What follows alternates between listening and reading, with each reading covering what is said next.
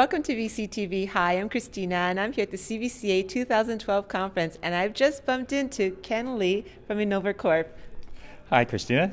Glad to be here. Well, welcome to Montreal. You're from Halifax, so what do you think about the whole conference so far? Oh, it's been great. I mean, I came here a day earlier. The tag on with the Accelerate and the Founders Feel, that was a very good add-on, and I think it really set the tone for what is possible in terms of new startups, and where they can go, and connected with this venture capital community. I think it's very energizing. So it's been a great conference.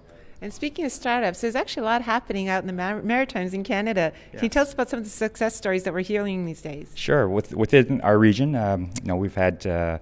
I'm sure everyone in the community has heard about Omers CIX and Q1 Labs. They've been acquired and exited with some very good multiples, which is bringing a lot of attention to the Atlantic region, both Nova Scotia and New Brunswick. We also, within Nova Scotia, has had recently, last week, a very lucrative exit as well with one of our biotech companies, Ocean Nutrition, which was sold for $540 million. So these are the types of exits that venture capital people and investors only dream of. This is what it's all about: making money and building a healthy ecosystem in the community as well. So what are you doing right out there that's making it happen? Well, I think it took the community by surprise that, wow, where's all these things happening from all of a sudden? I think where we just put our head down and we do work. It's a hotbed of startups and entrepreneur.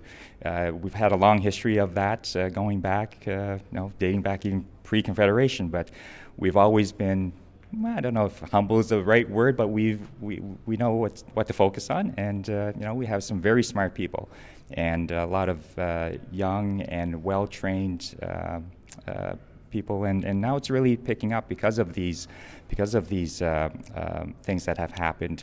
Really sparks the imagination and the modeling of what can take place. So what we've seen is a lot of young graduates and people not even in their 30s yet are getting together, a lot of collaboration, because we are a smaller community. It's easy to get together, and we're seeing a lot of really interesting sparks that happen that turn into these bonfires, and we're very happy to be part of that. Let's continue to flame these bonfires. Yeah. Are there incubators and accelerators out there? Well, we at Innovacorp, we have an incubator, and in New Brunswick there is an accelerator as well. So there certainly is the knowledge and the type of environment that makes this possible. We're there to help entrepreneurs to meet their full potential, and we come along because we are investors as well. So we come along for the ride as well, and it's a very interesting and it's a great journey. Are there a lot of strategic alliances or partnerships or infusion of talent coming in from the Valley, Boston, Toronto, Montreal, and vice versa? Yeah, we're actually a member, and Innovacorp is a member of C100 support group. I guess that's what it's called. So we do have people that do come up from the Valley.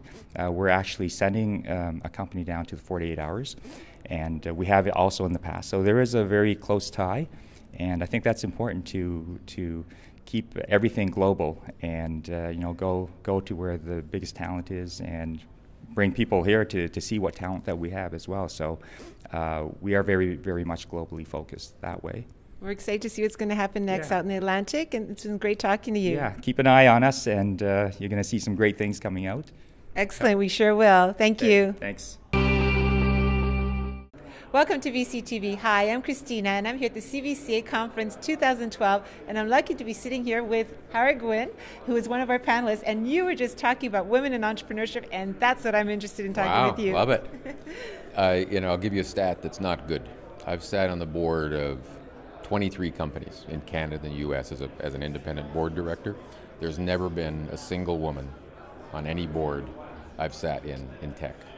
Now, why is that? Well, I think a bunch of reasons, but first of all, it's self-fulfilling to some degree that there are obviously a larger number of male executives that have come through the technology ecosystem, but I think maybe it's an old boys dynamic, maybe it's we hire in our own self-image, maybe we hire people that are close to us or people that are around us professionally, and women aren't in that mix.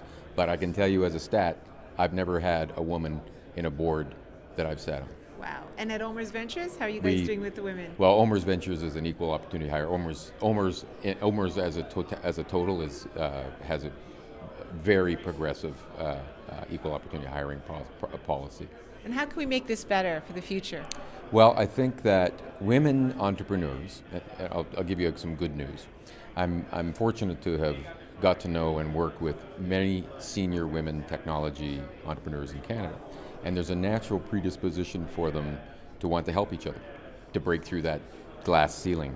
So I talked to one 10 minutes ago who just introduced me to you, and her question was, hey, how do I've got this hairy, audacious goal, I want to change the world. I said, well, how well connected are you to other females who have had success? Not.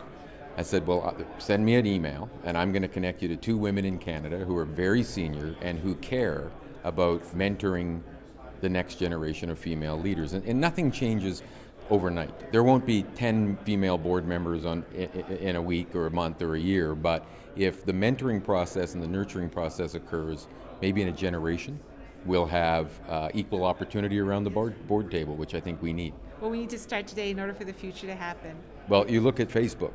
I'm not sure who's on the Facebook board, but you look at any business to B2C kind of business, women, particularly in the social world, are often the most prevalent users of social media products.